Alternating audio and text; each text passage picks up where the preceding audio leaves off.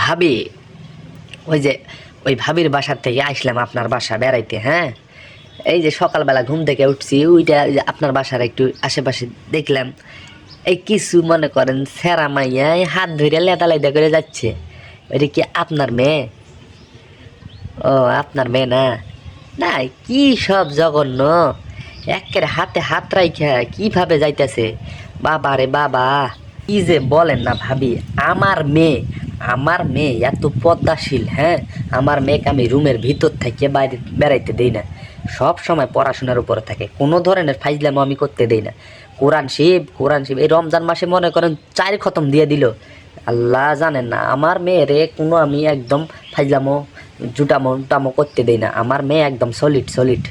আমার মেয়েরে তো বিয়া দিমু, জামাই খুঁজতেছি একটা, ভালো একটা পোলা পাইলে দিমু বিয়া। আরে ভাবি, বললেন না। আরে ও ভাবি, এখনকার মডার্ন যুগ, বুঝেন না? আরে আমার মেয়ে আহ, কেমনে বলি ভাবি, একটু বাইরে টাইরে গেলে একটু জিন্স প্যান্ট পরলো না, একটু টি শার্ট গাদ দিল। আরে ভাবি, সমস্যা নেই, এটা একটু মডার্ন যুগ তো, বুঝে নেই তো ভাবি, আর সমস্যা নাই। ও বাসায় আসলে ঠিক থাকে, বাসায় আসলে সব সময় বোরকা পরে থাকে।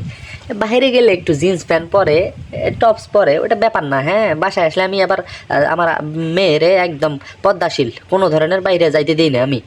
আমি ওই যে সকিনা আপার বাসায় গেছিলাম। হ্যাঁ, একটু পান পর্যন্ত দিল না। পান তো দূরের কথা, একটু বসতে পর্যন্ত দিল না। ভাবি কোন আমি কি এমনি যাই, এমনি এমনি যাই? মানুষের কি খোঁজ খবর নেওয়া আজকাল দোষ, বলেন তো আপনি? আমি যে এই যে আপনার সঙ্গে একটা কথা বললাম, এটা আমাদের মধ্যে একটা ভালো সম্পর্ক তৈরি হইলো। এই ভাবিরা আল্লাহ, একটু পান পর্যন্ত দিল না, পীড়ার মধ্যে একটু বসতেও দিল না। আরে রমজান মাস, রমজান মাসের কথা নয় বাদ দিলাম, রমজান মাস হয়েছে তো কি হয়েছে? আরে দিলে তো